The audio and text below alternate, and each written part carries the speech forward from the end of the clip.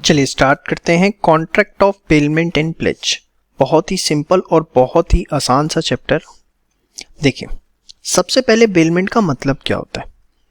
देखिए होता क्या है, सपोज मिस्टर ए ने अपनी कार सर्विस करने के लिए दी मिस्टर बी को, तो मिस्टर बी क्या करेंगे, कार की सर्विस करेंगे और मिस्टर ए ने बोला कि कार सर्विस करके मेरे घर पे पहुंचा देना। ठीक है, तो मिस्टर ए ने क्या किया, उनकी कार सर्विस करी और सर्विस करके उनके घर पे पहुंचा दी।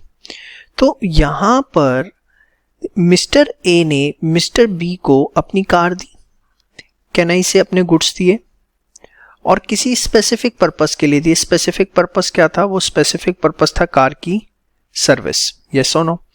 मिस्टर ए ने मिस्टर बी को गुड्स दिए स्पेसिफिक पर्पस के लिए और जब वो पर्पस एकम्प्लिश हो गया, मतलब कार की सर्विस हो गई, तो मिस्टर बी ने as per the directions of mister a वो गुड्स जो है मिस्टर ए के घर पहुंचा दिए। This is called as contract of bailment. इसी चीज को हम कॉन्ट्रैक्ट ऑफ बेलमेंट कहते हैं। बड़े ध्यान से देखिए, बेलमेंट क्या है। Bailment is a transaction whereby one person, यहाँ पे वन पर्सन है मिस्टर ए, डिलीवर गुड्स, क्या डिलीवर करी, कार, टू अनदर पर्सन, कौन है वो, mister b, for some purpose. Some purpose क्या है यहाँ पर, कार की service, upon a contract that they are when the purpose is accomplished, मतलब जब कार की सर्विस हो जाएगी, टू बी रिटर्न्ड और अदरवाइज डिस्पोज्ड, या तो रिटर्न करना है जैसे उन्होंने बोला कि इसको मेरे घर पे वापस कर देना, या जो भी डायरेक्शन दी है। ठीक है, of according to the directions of the person delivering them, किसकी डायरेक्शंस के हिसाब से, जो पर्सन गुड्स को डिलीवर कर रहा है, दैट इज मिस्टर ए। यहाँ पे मिस्टर ए को हम बोलेंगे बेलर और मिस्टर बी को हम बोलेंगे bailee. The person who delivers the good is called the bailor and the person to whom they are delivered is called as the bailee. समझ में आई बात, श्योर। तो ये पूरी की पूरी डेफिनेशन जो है बेलमेंट की आपको ध्यान रखनी है कि bailment is a transaction whereby one person deliver goods to another person for some purpose when the purpose is accomplished to be returned or otherwise disposed of according to the directions of the person delivering them। ये बेशक आप छोड़ सकते हो upon a contract that they are, फिर करना चाहो तो कर भी सकते हो आप। और जो पर्सन गुड्स देता है उसे बेलर बोलते हैं और जिसको मिलते हैं उसे बेली। ठीक है, बेलमेंट का कोई भी क्वेश्चन आएगा तो आपको ये डेफिनेशन उसमें मेंशन करके आनी पड़ेगी। Bailment is voluntary delivery of goods for a temporary purpose on the understanding that they are to be returned in space in the same or altered form। return in space का मतलब क्या होता है, इसका मतलब होता है in the same form, मतलब जैसे आपने गाड़ी दी तो गाड़ी ही आपको वापस मिल गई after service.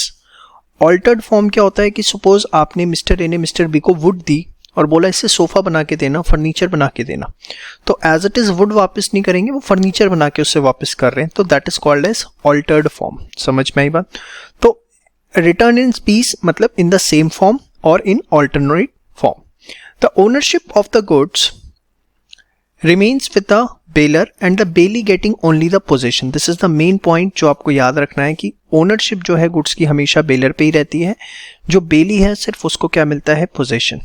Delivery of goods में बी एक्चुअल और कंस्ट्रक्टिव। बेलमेंट में हो सकता है कि गुड्स की जो डिलीवरी है वो एक्चुअल हो और कंस्ट्रक्टिव हो। एक्चुअल तो होता है फिजिकल डिलीवरी, कंस्ट्रक्टिव क्या होता है, जब आप कुछ डॉक्यूमेंट्स हैंड ओवर करते हैं, या बेसिकली एग्जाम्पल के तौर पर अगर हम देखें, where the key of a godown is handed over to another person, it amounts to delivery of goods in the godown. Yes और नो। तो सपोज मिस्टर ए ने अपने गोडाउन की चाबी मिस्टर बी को दे दी और बोला कि इसमें जितने भी गुड्स हैं उनको पैक कर दो, तो this will tend amount to constructive delivery. समझ में आई बात। तो इसमें जो आपको मेन पार्ट ध्यान रखना है, एक तो वो बेलमेंट की डेफिनेशन याद रखनी है। ठीक है, उसके बाद ये पॉइंट आपको ध्यान रखना है कि ओनरशिप जो है वो बेलर पे रहती है, बेली को सिर्फ पोजीशन मिलता है। उसके बाद डिलीवरी जो है वो एक्चुअल हो सकती है और कंस्ट्रक्टिव हो सकती है। ठीक है, चलिए बात करते हैं टाइप ऑफ बेलमेंट की। दो तरह के होते हैं, ग्रेचुइटस बेलमेंट, एक नॉन ग्रेचुइटस जिसको हम बेलमेंट फॉर रिवॉर्ड कहते हैं। देखिए अभी आपने मेरे साथ एक एग्जांपल पढ़ा कि मिस्टर ए ने अपनी गाड़ी मिस्टर बी को दी सर्विस के लिए, तो यहाँ पर मिस्टर ए ने जब मिस्टर बी को अपनी गाड़ी सर्विस के लिए दी तो मिस्टर ए के लिए कंसीडरेशन क्या है कि उनकी गाड़ी सर्विस हो जाएगी, और मिस्टर बी के लिए क्या कंसीडरेशन है, जो भी पैसा मिस्टर ए मिस्टर बी को देंगे। लेकिन ग्रेचुइटीज पेमेंट के अंदर क्या होता है, is one in which neither the bailor nor the bailee is entitled to any remuneration.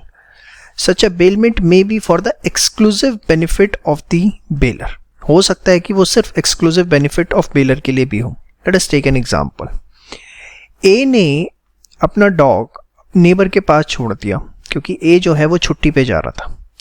तो अब ये जो डॉग है किसका, मिस्टर ए का, उनके नेबर पे है। तो अब यहां पर दिस इज फॉर द, चलिए बात करते हैं टाइप्स ऑफ पेमेंट की। दो तरह की हो सकती है, ग्रेचुइटस पेमेंट या payment for reward. Payment for reward जिसको हम नॉन ग्रेचुइटस पेमेंट भी कहते हैं। ग्रेचुइटस पेमेंट क्या होती है, नाम से ही पता लगता है, फॉर गिफ्ट, मतलब कोई basically it is in which neither the bailor nor the bailee is entitled to any remuneration. या तो ये एक्सक्लूसिव बेनिफिट ऑफ बेलर के लिए होगी या बेली के लिए। Let us take an example. आपने अपनी कोई किताब अपने दोस्त को दी पढ़ने के लिए, तो आपने अपनी बुक अगर अपने दोस्त को दी पढ़ने के लिए, तो एक तरह से आपके गुड, आप बेलर हैं, और आपने अपने फ्रेंड को दी, वो बेली हो गया। अब वो उस बुक को रीड करेगा और आपको वापस कर देगा। तो ऑब्वियसली इसके लिए आप कोई कंसिडरेशन तो चार्ज नहीं कर रहे। यहाँ पर ये for the exclusive benefit of bailee है। Where you lend your book to a friend of yours for a week, here it is for the exclusive benefit of bailee. Bailee का मतलब क्या है यहाँ पे, आपका जो फ्रेंड है। या सपोज मिस्टर ए छुट्टी मनाने जा रहे हैं और वो अपना डॉग अपने नेबर पे छोड़ गए, तो यहाँ पर अब मिस्टर ए जो कि छुट्टी पे जा रहे हैं, अगर वो अपना डॉग अपने नेबर पे छोड़ जाते हैं, तो it is for the exclusive benefit of bailor, mister a, क्योंकि कुत्ता उनका है। यस और no, here it is for the exclusive benefit of bailor. तो ग्रेचुइटस पेमेंट के अंदर बेसिकली किसी भी तरीके का कोई रेम्युनरेशन नहीं होता, point number 1। Point number 2, it can be for the benefit of baler और बेली। ये टर्मिनेट हो जाती है या तो by the death of the baler या बेली, किसी की अगर डेथ हो जाती है तो टर्मिनेट ऑटोमेटिक हो जाती है, या on the expiry of the term of payment. अब मेन पॉइंट जो मैं आपके साथ डिस्कस करने जा रहा हूं, ध्यान से देखिए। अगर ग्रेचुइटस पेमेंट है, baler can ask for the return of goods any time before the expiry of period of payment. Suppose आपने अपने दोस्त को 1 हफ्ते के लिए पुस्तक दी, आप 3 दिन बाद वापस लेना चाहते हो, आप ले सकते हो, उसमें ऐसी कोई दिक्कत नहीं है। बट सपोज ग्रेचुइटस पेमेंट का केस है और बेलर ने बेली से टाइम पीरियड पहले से ही गुड्स मांग ली। फॉर एग्जाम्पल, मेरा दोस्त मेरी गाड़ी लेके गया 7 डेज के लिए। अब मेरा फ्रेंड मेरी कार लेके गया 7 डेज के लिए, और उसने मुझे बोला था कि भाई देख, मैं 7 डेज के लिए कार लेके जा रहा हूँ, उसका टूर एंड ट्रेवलर्स का बिजनेस है, कहता मैं अपने आगे कस्टमर को दूंगा और वो उससे ट्रेवल करेंगे। उसने मुझे बता दिया, मैंने कहा ठीक है यार, कोई दिक्कत नहीं है, और मैं उससे कुछ चार्ज नहीं कर रहा। मैंने कहा मेरी गाड़ी खड़ी रहती है, वैसे भी हमें कोई काम तो होता नहीं है, ले जाओ। तो अब हुआ क्या, 4 दिन बाद मैं उसको फ़ोन करके बोलता हूँ यार गाड़ी वापस भिजवा, मुझे कुछ काम आ गया। तो कहता है भाई यार तू कैसी बातें कर रहा है, मेरा जो कस्टमर है वो तो 7 डेज़ के टूर पे गया हुआ है, मैं कैसे मतलब वापस कर सकता हूँ। नहीं, मैंने कहा नहीं, मेरे को किसी भी हाल में कार वापस चाहिए। अब उसने क्या किया, मुझे कार वापस कर दी। लेकिन as a consequence of that हुआ क्या, उसने वो टूर बुक किया था 25,000 में, वो तो उसे मिला नहीं, उल्टा उसे कंपनसेशन देना पड़ गया अपने कस्टमर को 50,000 रुपये का। ठीक है, तो यहाँ पर क्या है, however in such case if bailee bears any loss due to such termination, जैसे मैंने अपने फ्रेंड को कार दी और मैंने कोई उससे चार्ज नहीं लिए थे, ग्रेचुइटस पेमेंट थी, लेकिन उसे 1 हफ्ते के लिए दी थी, मैं 4 दिन बाद ही वापस मांग रहा हूँ और इसकी वजह से उसको क्या हो गया, लॉस हो गया।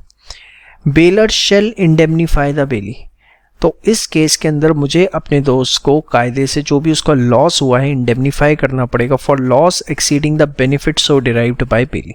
जो भी उसे लॉस हुआ है अगेंस्ट पेन नेट, मतलब लॉस एक्सीडिंग द बेनिफिट, इसका मतलब समझ रहे हैं, लॉस एक्सीडिंग का बेनिफिट का मतलब क्या है। सपोज उसने टूर के लिए 25,000 चार्ज किए थे, ठीक है, अब मैंने बीच में गाड़ी वापस मंगवा ली, तो हुआ क्या, उसे एक ऑल्टरनेटिव कार अरेंज करनी पड़ी और ऑल्टरनेटिव कार अरेंज करने में उसके 35,000 रुपये लग गए।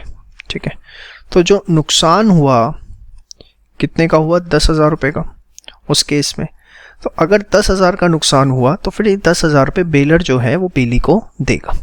But suppose tour he cancel हो जाता है, कंपनसेशन ही देना पड़ता पूरा 50,000 रुपये, तो फिर 50,000 रुपये दिया जाता। समझ में आई बात? श्योर। तो whatever the loss bailee bears because of such termination before the term period, the bailor must compensate to the bailee for that. समझ में आई बात? श्योर। इसके बाद बेलमेंट फॉर रिवॉर्ड या नॉन ग्रेचुइटस बेलमेंट, नाम से ही पता लगता है, for the mutual benefit of both bailor and the bailee. इसका एग्जाम्पल मैं आपको ऑलरेडी पढ़ा चुका हूँ, जो आपको कार सर्विस का एग्जाम्पल दिया था, ये 2 एग्जाम्पल आप रीड कर लीजिएगा। तो ये था type of bailment, gratuitous and bailment for reward, जिसको फ्रिक्वेंटली नॉन ग्रेचुइटस बेलमेंट भी बोल देते हैं। चलिए बात करते हैं ड्यूटीज ऑफ बेली की। तो देखिए सबसे पहली ड्यूटी बेली की है कि जो भी उसे गुड्स बेल किए गए हैं, जो भी गुड्स उसके पास पोजीशन में दिए गए हैं, वो उनकी प्रॉपर टेक केयर करेगा। और लॉ क्या कहता है, the bailee must take as much care of the goods bailed to him as a man of ordinary prudence would take under circumstances of his own goods. मतलब law ये कहता है कि बेली जो है उन गुड्स की उतनी ही टेक केयर करेगा जितनी कोई व्यक्ति अपने खुद के गुड्स की टेक केयर करता है। If he takes this much care, वो प्रॉपर टेक केयर कर रहा है, उसके बावजूद भी गुड्स को किसी भी प्रकार का लॉस, डिस्ट्रक्शन या डिट्रॉयशन हो जाता है ऑफ द गुड्स बेल्ड, तो उस केस के अंदर वो लायबल नहीं होगा। If he takes this much care he will not be liable for any loss, destruction और डिट्रॉयशन। किसी भी प्रकार का कोई लॉस, कोई भी डिस्ट्रक्शन या पूरे के पूरे, डिट्रॉयशन का वर्ड यूज होता है जब पूरे के पूरे गुड्स ही खत्म हो जाते हैं, तो उसके लिए फिर बेली लायबल नहीं होगा। और ये जरूरी नहीं है कि क्या बोलते हैं टेक केयर तभी करना है जब नॉन ग्रेचुइटस बेलमेंट है। The degree of care required from the bailee is same whether the bailment is gratuitous और नॉन ग्रेचुइटस। मतलब ये जो बात लिखी है, as a man of ordinary prudence would take care under circumstance of his own goods, this applied to both gratuitous as well as non-gratuitous goods। समझ में आई बात? हाँ, इसमें एक बात समझने वाली है। Of course, the bailey may agree to take special care of the goods. Example, he may agree to keep the property safe from all perils, that is all risk। Suppose आप मिस्टर ए ने mister B को अपनी गाड़ी दी, mister b ने बोला आप चिंता ना करो, आपकी नई BMW है, मैं समझता हूँ, मैं प्रॉपर टेक केयर करूंगा, खरोंच भी आने नहीं दूंगा, वगैरह वगैरह। अब हुआ क्या, by the act of God like earthquake, tsunami या पब्लिक एनिमीज, फॉर एग्जाम्पल दंगाइयों ने किसी भी तरीके का नुकसान पहुंचा दिया, तो फिर वहां बेली लायबल नहीं है।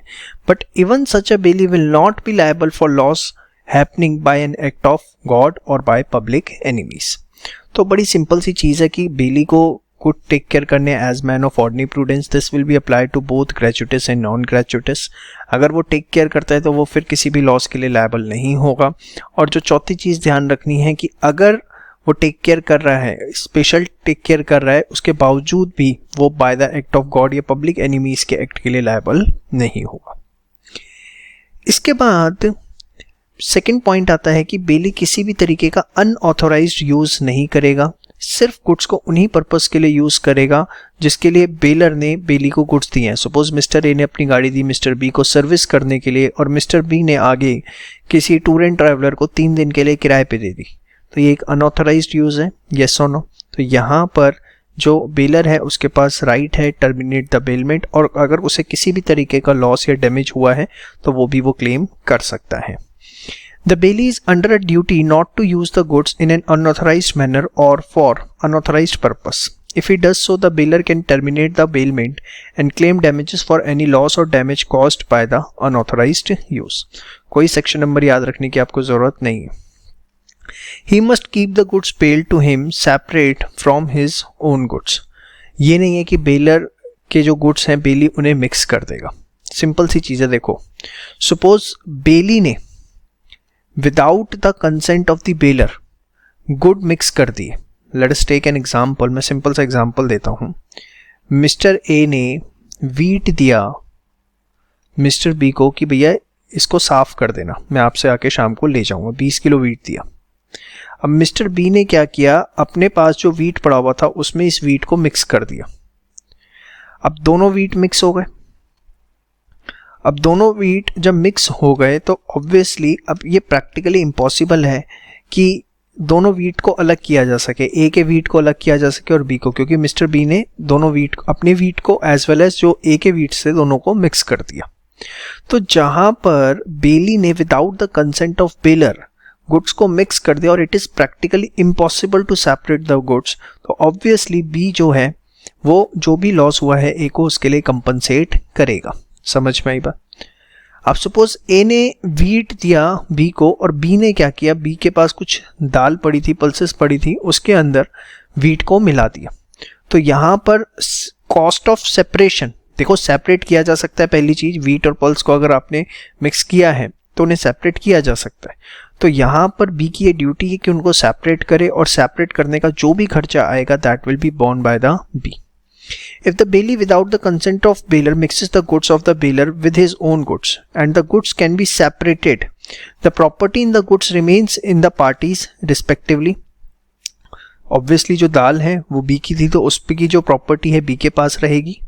प्रॉपर्टी का मतलब क्या होता है? ओनरशिप। और ये जो है वीट का मालिक यही रहेगा। But the bailee bound to bear the expenses of separation and any damages arising from the mixture.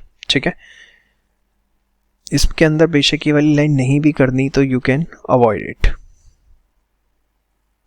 ठीक है, if the bailee without the consent of bailor mixes the goods of the bailor with his own goods in such a manner that it is impossible to separate the goods so bailed from other goods, the bailor is entitled to be compensated by the bailee for the loss of goods.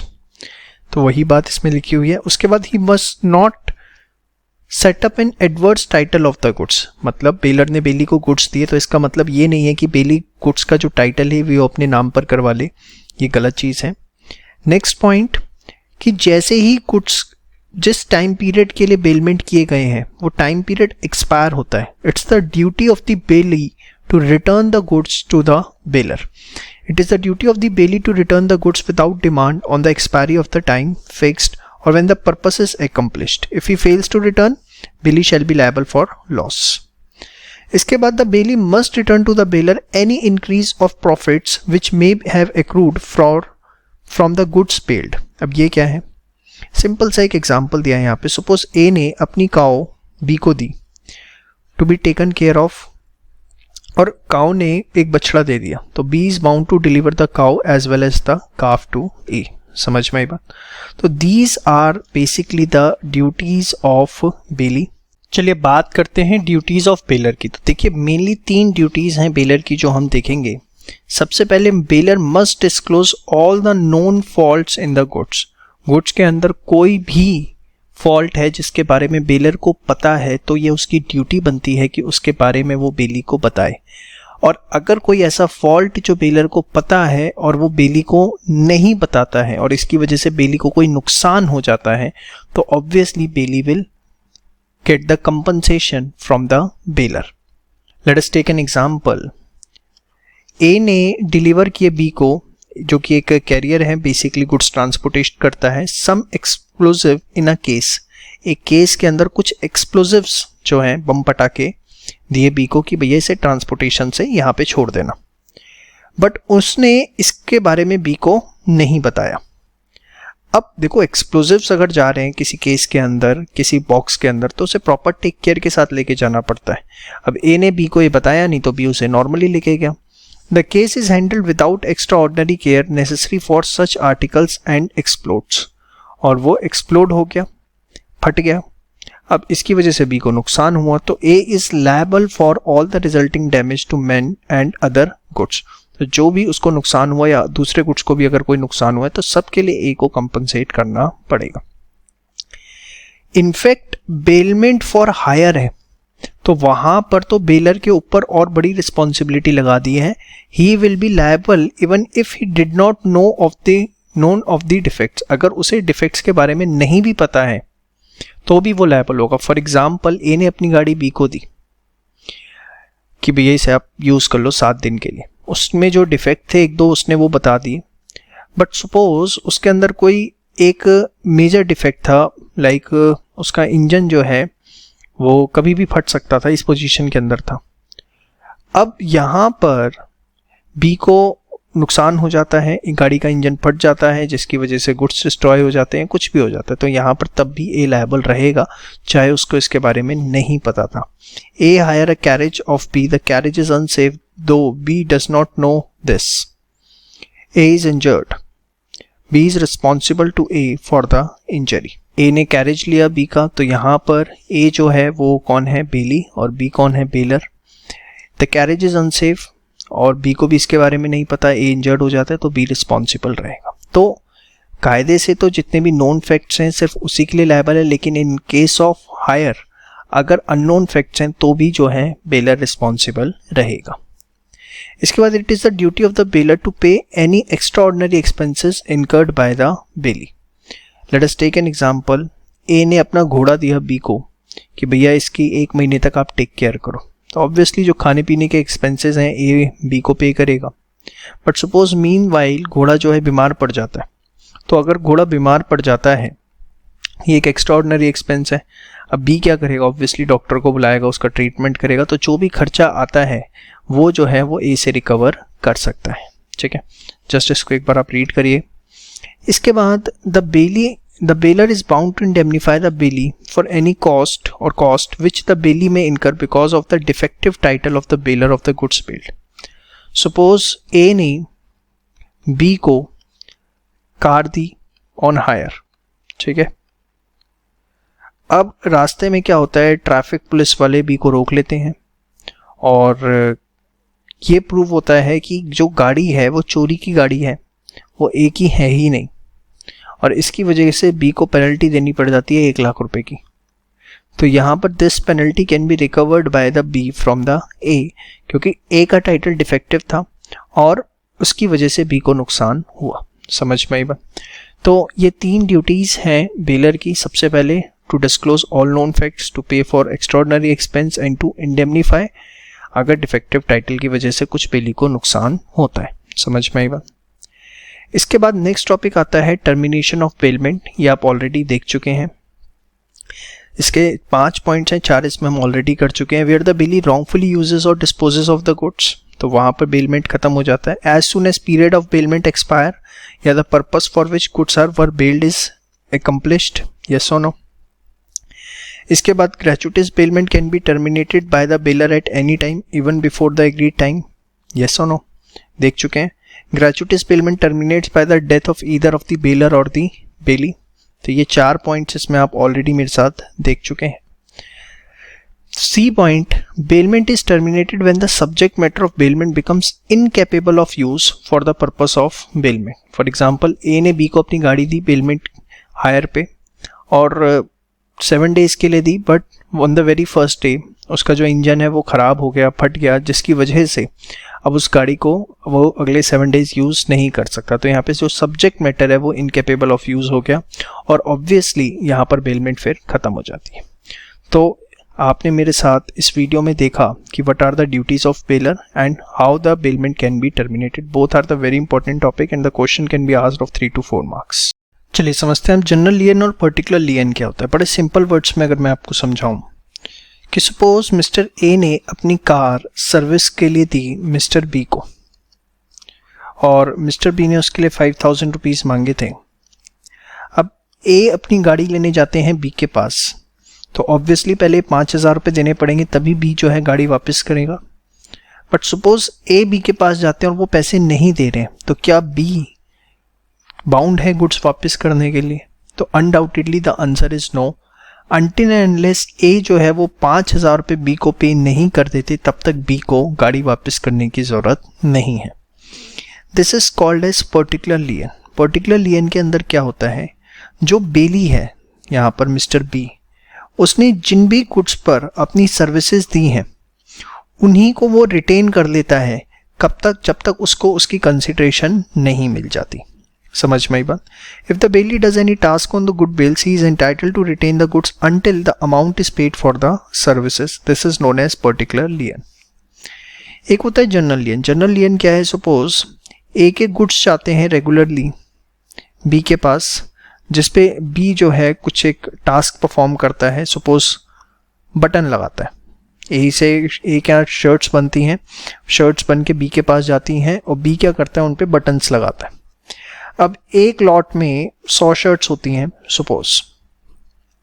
अब ए ने B को lot भेजा, B ने उस पर buttons लगाए, वो lot ए वापस ले गया। फिर अगली बार एक लॉट और भेज दिया 100 शर्ट्स का। अब बी ने क्या किया, ये लॉट अपने पास रिटेन कर लिया और ए को बोला जब तक आप पुराने पैसे नहीं दे देते मैं ये गुड्स आपको वापस नहीं करूँगा। तो देखिए बी जो है वो अपने पुराने पैसे मांग रहा है, मतलब जो पुराना लॉट पे उसने 100 शर्ट पे बटन लगाया था उसके पैसे मांग रहा है, लेकिन गुड्स उसने वो वाले नहीं रखे, गुड्स उसने ये वाले रिटेन रखे हुए हैं, न्यू वाले। ये सुनो, तो जनरल लियन के अंदर क्या होता है कि basically if transactions between Bailey and Bailey are regular and Bailey retained a lot of existing goods for amount overdue against a previous lot of goods, amount overdue है previous lot का और उसने retain कर लिया existing goods को, तो इस चीज को हम क्या बोलते हैं, जनरल लियन।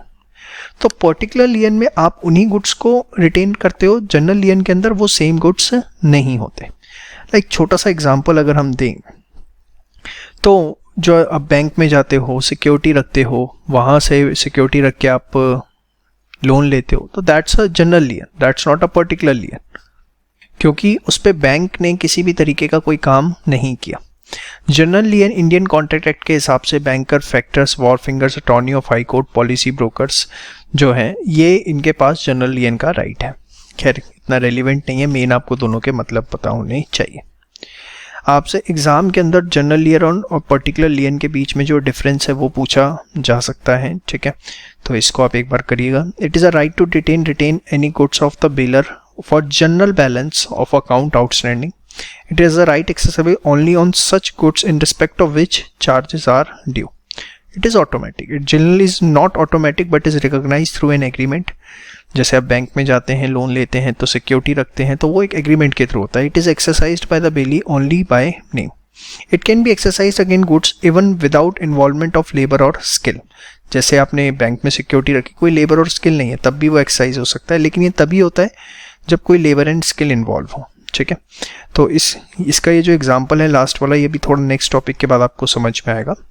तो उम्मीद करता हूँ आपको समझ में आ गया कि जनरल लियन क्या होता है और पर्टिकुलर लियन। 3 नंबर तक का इस पे क्वेश्चन आपसे पूछा जा सकता है। आई होप जिस एक्सपेक्टेशन के साथ आपने इस वीडियो को देखना शुरू किया था वो एक्सपेक्टेशन आपकी पूरी हो रही है, और जो भी कॉन्सेप्ट्स आप क्लियर करना चाहते थे, जिस टॉपिक में आप कमांड चाहते थे अपने रिस्पेक्टिव एग्जाम के लिए, वो आप इस वीडियो के थ्रू फुलफिल कर पा रहे हैं। यहाँ मैं आपको एक छोटी सी इन्फॉर्मेशन देना चाहूँगा कि हमारे सभी पेड कोर्सेज जो हैं वो आपके रिस्पेक्टिव एग्जाम्स के अवेलेबल हैं ऑन द वेबसाइट eScholars.in, जिसका लिंक भी आपको डिस्क्रिप्शन में प्रोवाइड किया गया है। I will just request you कि आप सोचिए कि फ्री कॉन्टेंट में अगर इतना दम है तो पेड कॉन्टेंट में हमने क्या क्या चीज़ें आपको दे रखी होंगी। एक बार आप जाके हमारी वेबसाइट ज़रूर विजिट करें eScholars.in, और आप विश्वास मानिए नर्सरी के स्कूल से भी कम फीस पर हमने आपको वीडियो लेक्चर्स जो है आपके एग्जाम के लिए प्रोवाइड करवा रखे हैं, and much of premium quality. Thank you so much. चलिए अब स्टार्ट करते हैं प्लेज के साथ। एग्जैक्टली प्लेज क्या होता है, देखिए अगर मिस्टर ए अपना गोल्ड रखते हैं मिस्टर बी के पास और मिस्टर बी उसके अगेंस्ट उन्हें लोन दे देते हैं 5 लाख रुपए का, तो ये एक सिंपली कॉन्ट्रैक्ट ऑफ प्लेज है। इसमें हुआ क्या, मिस्टर ए ने अपने मूवेबल गुड्स मिस्टर बी के पास रखे और बी ने as against to that loan दिया 5 लाख का। प्लेज जो है वो एक तरह का बेलमेंट का कॉन्ट्रैक्ट ही होता है, क्योंकि अगर देखा जाए तो वो जो गोल्ड है उसके ओनर हैं अभी मिस्टर ए ही, लेकिन फॉर द टाइम बीइंग उन्होंने एज ए सिक्योरिटी उसको मिस्टर बी को दिए ताकि वो अपना लोन ले सके। तो यहाँ पर जो प्लेज है it's nothing different than the bailment, it's basically the type of bailment जिसके अंदर जो बेलर है वो बेली के पास कुछ सिक्योरिटी रखता है मूवेबल गुड्स की और उसके अगेंस्ट लोन लेता है। So pledge is a contract whereby an article is deposited with the lender of money or promisee as a security for the repayment of a loan or performance of a promise.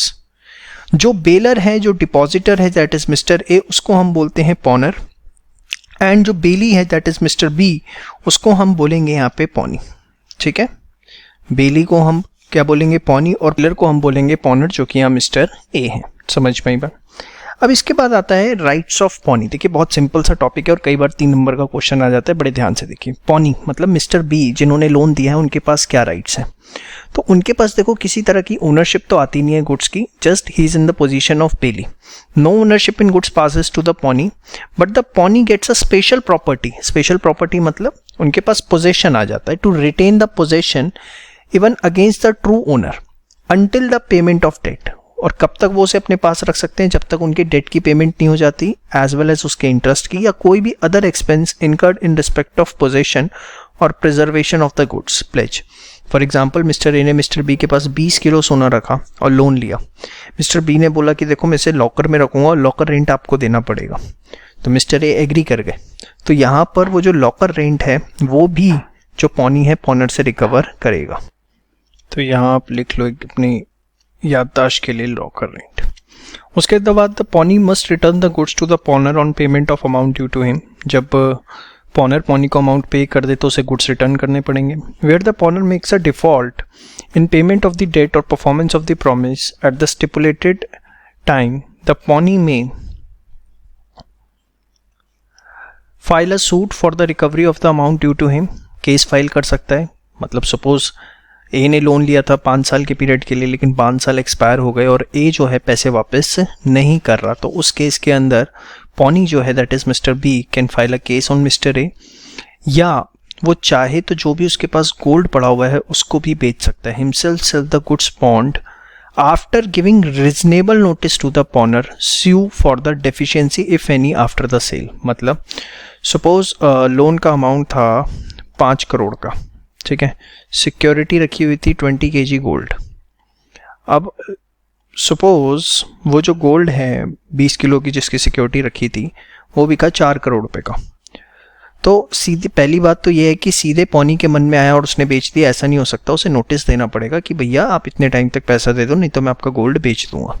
आपने देखा होगा newspapers में बड़े आजकल gold auction के पूरे page के notice भी आते रहते हैं। और उसके बाद अगर कोई डेफिशिएंसी है, सपोज 5 करोड़ का लोन था, गोल्ड 4 करोड़ का ही बिका, तो 1 करोड़ पे जो है pawnee can recover from pawnor. If after the sale of good there is surplus, the pawnee must pay it to the pawnor. और अगर कुछ सरप्लस है तो वो पॉनी जो है पॉनर को वापस करेगा। समझ में आई बात। तो ये थे राइट्स ऑफ द पॉनी, या आप इसे ड्यूटीज की तरह भी देख सकते हैं। इसके बाद आता है rights of pawnor. On default by pawnor to repay on the stipulated day, the pawnee may sell the goods after giving reasonable notice to the pawnee. Yes or no, ये तो हम पढ़ चुके। If the pawnee makes an unauthorized sale, मतलब suppose उसने notice नहीं दिया और बिना नोटिस के ही सेल कर दी, without giving notice to the pawnee has the following rights. उस केस में कौन कौन से राइट होंगे? He can file a suit for redemption of goods by depositing the money. मतलब suppose मिस्टर ए ने मिस्टर बी पे गोल्ड रखा हुआ था, मिस्टर बी ने बिना नोटिस के वो गुड्स बेच दिए, तो मिस्टर ए क्या कर सकते हैं, अपना पहला अमाउंट पे करें मिस्टर बी को और उसके बाद केस कर दे मिस्टर बी पे कि भैया मेरे को मेरा जो सिक्योरिटी थी वो वापस करो। Now it will become the headache of mister B कि वो कैसे उसे वापस कर दे, और he can ask for damages, और उसके बाद वो डैमेजेस के लिए भी डिमांड रख सकते हैं अपनी। ठीक है। इसके बाद प्लेज बाय नॉन ओनर्स। वैसे तो देखिए प्लेज वही कर सकता है जो ओनर ऑफ गुड्स होगा, लेकिन देयर में भी सर्कमस्टांसेस जब नॉन ओनर जो है प्लेज करे। तो सबसे पहला केस है मर्केंटाइल एजेंट।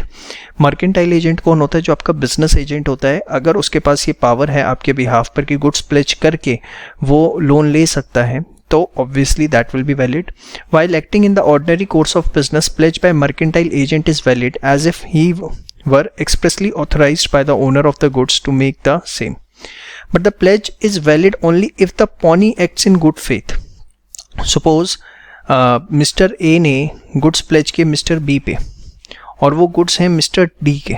ठीक है, गुड्स इन्होंने प्लेज किए और डी ने, जो ए जो है वो एजेंट है डी का, ए ने गुड्स प्लेज किए बी पे। बी को ये बात बहुत अच्छे से पता है कि ए के पास ये अथॉरिटी नहीं है कि वो गुड्स प्लेज कर सके, और उसके बावजूद बी जो है गुड्स प्लेज पे ले लेता है और पैसे दे देता है, तो फिर यहाँ पे गलती पॉनी की मानी जाएगी। But the pledge is valid if the pawnee acts in good faith and has not at the time of pledge notice that the pawnor has not the authority to pledge. समझ में आई बात? Sure. इसके बाद pledge by seller और buyer in possession after sale. Suppose after sale goods जो हैं वो सेलर की पोजीशन में ही पड़े हुए हैं, या सिंपल सी बात, ए ने गुड्स बेचे बी को, सेल हो चुके हैं लेकिन गुड्स ए के पोजीशन में ही है, या ए ने अभी गुड्स सेल नहीं करे हैं बी को लेकिन गुड्स का पोजीशन बी को चला गया। तो इस केस के अंदर जिस पे पोजीशन है अगर वो गुड्स को प्लेज कर देता है तो it will be valid provided जो पॉनी है वो गुड फेथ में एक्ट करे। A seller left in position of goods sold is no more the owner but pledge by him will be valid provided the pawnee act in a good faith and had no notice of sale of goods to the buyer. Suppose A ने B को goods बेच दिए, possession A के पास ही है, और A जो जाके C को उसे प्लेज कर देता है, लेकिन C को इस बारे में बहुत अच्छे से पता है कि भैया ये गुड्स सेल हो चुके हैं, मैं इसे एज ए प्लेज नहीं ले सकता, मैं रिकवर मनी नहीं दे सकता, फिर भी वो ये काम करता है, तो फिर उस केस में प्लेज इनवैलिड होगा। बट हाँ, अगर सी गुड फेथ में काम कर रहा है, पॉनी गुड फेथ में काम कर रहा है, तो pledge will be considered as very much valid. यहाँ पर आप इसे सिंप्लीफाई करने के लिए ऐसे कर लीजिए, seller having possession of goods sold is no more the owner but pledge by him will be valid provided the pawnee acted in good faith. ठीक है, थोड़ा आपको सिंपल लगेगा। उसके बाद pledge where pawnor having limited interest. Suppose A ने B पे gold pledge किया और बी ने उसे आगे सी को प्लेज कर दिया। ठीक है, अब देखो बी जो है he is not the owner, owner is mister A.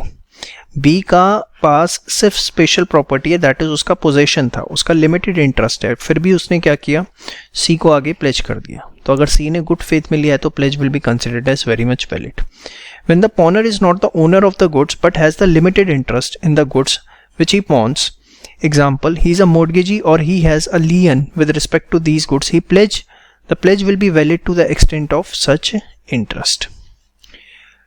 Pledge by co-owner in possession. अगर goods के multiple co-owners हैं तो one of the several co-owners of the good in possession thereof with the assent of the other co-owners may create a valid pledge of the goods. तो जिस पे possession है वो pledge create कर सकता है। Pledge by person in possession under avoidable contract. Suppose किसी व्यक्ति के पास under avoidable goods by way of misrepresentation, fraud, coercion, under influence goods पहुंच गए। सिंपल सी बात है, सपोज मिस्टर ए ने मिस्टर बी से फ्रॉड करके उनकी कार ले ली और आगे मिस्टर सी को प्लेज कर दी, तो क्या ये वैलिड मानी जाएगी? तो जी हाँ, वेरी मच वैलिड है, प्रोवाइडेड पॉनी जो है वो गुड फेथ में काम कर रहा हो। A person may attain the possession under contract with avoidable at the option of the lawful owner on the ground of misrepresentation, fraud. The person in possession may pledge the goods before the contract is avoided by the other party. देखिए, बात मैं आपको बार बार बताता हूँ कि जब भी fraud, misrepresentation, coercion, undue influence का केस हो, इमीडिएटली आपको जाके पहले उसकी एफआईआर लिखवानी चाहिए। उसके पीछे कारण ये होता है कि अगर आपने एफआईआर नहीं लिखवाई तो आप मानते हैं कॉन्ट्रैक्ट वैलिड है, आपने अपनी इच्छा से दिया। आप एफआईआर लिखवा देते हैं तो इसका मतलब कि आप उस चीज़ में इंटरेस्टेड नहीं थे, रियली आपसे कोई coercion, undue influence, misrepresentation, fraud या से वो गुड्स ऑब्टेन किए गए।